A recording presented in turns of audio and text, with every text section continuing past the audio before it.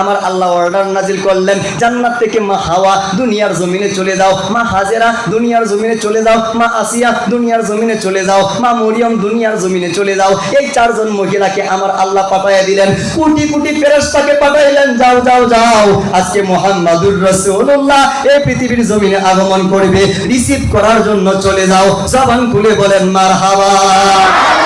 Abdul Muttalib বলেন, কুনতু লাইলাতুল বিলাদাতে ইনদাল কাবাতে, আমার নবী মুস্তাফা মুহাম্মাদুর রাসূলুল্লাহ যেই রাত্র বেলায় এই পৃথিবীর জমিনে আসবেন, আমি আমার নাতির জন্য কাবা শরীফটা মাঝখানে নিয়া চতুর্দিকে তাওয়াফ করতেছি। ফালাম্মা মাদা নিসফুল লাইলে, রাত্র যখন গভীর হয়ে গেল, সুবহে সাদিকের টাইম চলে আসলো, রাআইতুল কাবাতা মালাত ইলা মাকাম ইব্রাহিমা ওয়া খরাজা মিনহা সাউতু তাকবীর হাকাদা, আল্লাহু আকবার আল্লাহু আকবার, রব্বু মুহাম্মাদানিল মুস্তাফা আল আনা ক্বাদ তাহহারানি রব্বি মিন আনজাসিল আসনামি ওয়া আরজাসিল মুশরিকিনা তাতহিরা।